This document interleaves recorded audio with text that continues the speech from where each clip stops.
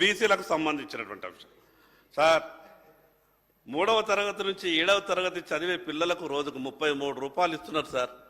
దీంతో భోజనం 3 పూటల భోజనం వస్తుందా సార్? ఆరోగ్యంగా ఉండగలుగుతారా సార్? ఏ రకంగా సార్?